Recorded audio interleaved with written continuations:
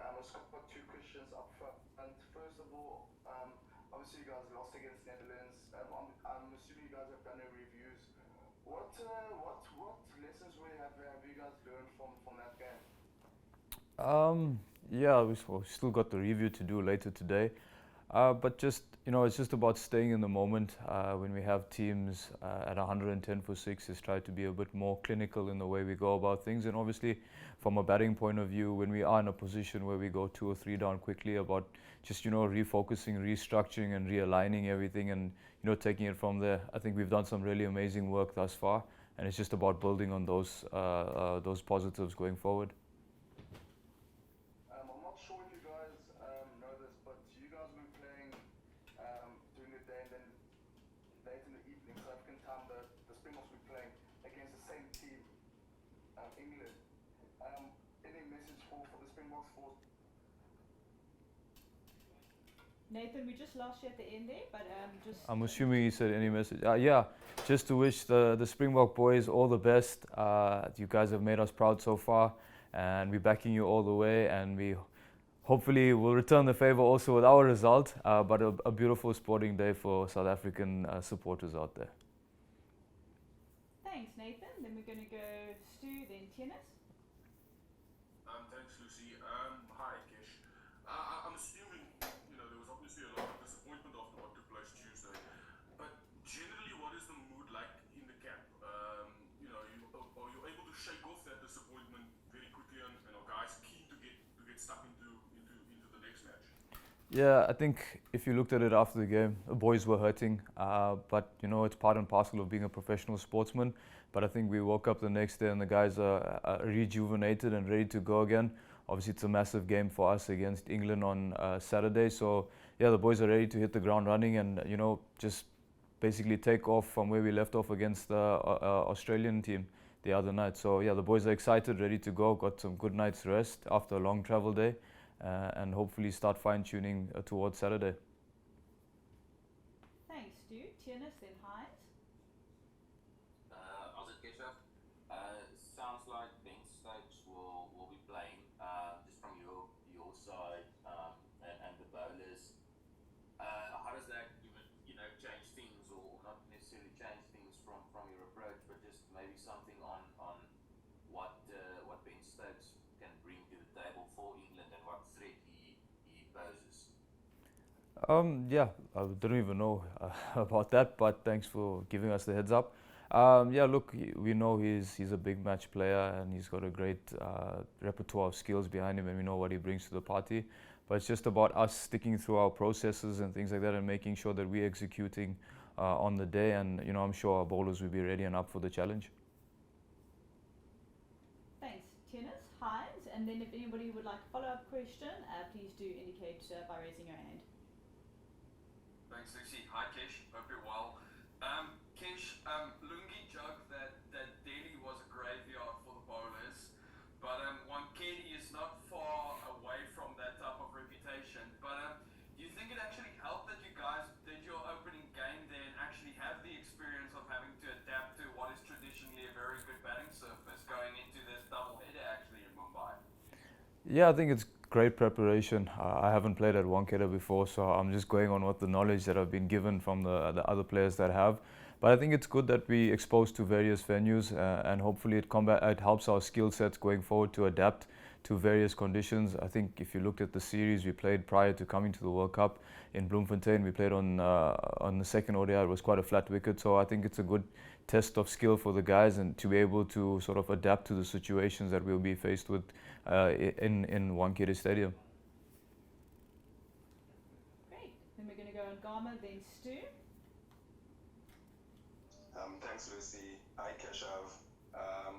So this is not the first time that the team has responded how it responded during the game against the Netherlands. Under pressure. How different are you guys handling it now as compared to how you guys handled it in Australia last year? In terms of reviewing the game and just the conversations that you guys have about that game, about how you guys responded, about how you guys respond to pressure. How different have you guys handled it?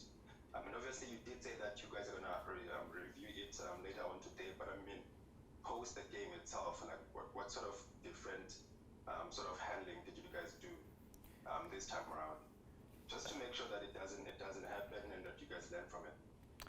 Thanks, Lucy. Yeah, I think everyone had the opportunity individually to review and reassess, and obviously when we do have our team review today, we'll realign that with the team and see how we can get better as a unit. Like I said, it did hurt a lot after the game, but the last time we did lose to Netherlands, it did knock us out of World Cup, but this presents us with another opportunity to try and rectify that and get back to hopefully winning ways come this weekend. Thanks, Ngama. Stu, then we're going to tennis and then look to wrap with Heinz and Zahir. Thanks, Liz. Kesh, are you able, and I know you still got to unpack what took place Tuesday, as you said, but the vast differences in the quality of performance there, because you had the really top quality performance against a clean performance largely against Australia, to that performance on Tuesday, that massive gap between the two. I mean, are the guys able to explain that? Why is there seem to be no kind of, I guess, your bad performances not be really bad? Yeah, I think, look, we have won, 5 ODIs on the trot considering the Australia series building up to the World Cup. So, like any sport, you're bound to have a bad game, and I'd like to think and hope that this was that one bad game out the way. It's very hard to actually put a finger on it because everyone was up for the challenge on the day. But yeah, it's just about dusting ourselves off, getting up and, showing the true Proteas spirit that we have within us. And when our backs are against the wall, is hopefully come back from that. Thanks, Stu. Tennis? Keshav, I'm just a bit interested now. How does the review work? Do you guys actually or do the coaches watch the entire game back one time and then sort of get out some snippets of some video clips and show you guys, and how long does it take? And just I'm a bit interested to hear how does that all work? Yeah, I think obviously the coaches watch quite closely during the game, so they pick up pointers on areas that we can get better. And as a collective, they come together and highlight those certain points and areas where sort of lost our way a bit, and plot the points forward and what we can do better going forward. Look, it's hard to put a number out in terms of the duration of the meeting, but I think it's just about getting the message across to the guys. And as a unit, we buy into how we're going to get better going forward into the other areas of our games for the various matches ahead. Heinz, and then one last one with Zahir. Kesh, just back to the England lineup, which it seems, is going to be bolstered by Ben Stokes and stuff. I mean, England bat very deep, and while it probably doesn't mean that you guys fundamentally change anything, does it sort of require of you guys to really, really keep your intensity and focus? Because even like you saw against the Netherlands, 7 wickets, might not necessarily, might lull some teams into complacency and stuff. So the fact that England bats so deeply, does that just basically necessitate that you guys really, really keep the pressure on throughout? Yeah, definitely so. I think they're quite a well-balanced team, and like you said, they do bat deep. So from a bowling unit perspective, I think it's just making sure that we have our plans for everyone, our plan A, B, and C, and making sure that we execute on the day. But like you said, keeping that intensity throughout the 50 overs and throughout the batting lineup is probably one of the key aspects that we can focus on. And then just one last one from Zahir. Kesh, it's often said that you guys have the ability to beat anybody on the day, but you've also shown now that you have the ability to lose to anybody on the day. Does that affect your psyche as a cricketer when you lose to a team that ranked as low as the Netherlands and have players that are not that weren't able to play domestic cricket in South Africa? Does that just, as an individual, as a professional, does that affect your psyche?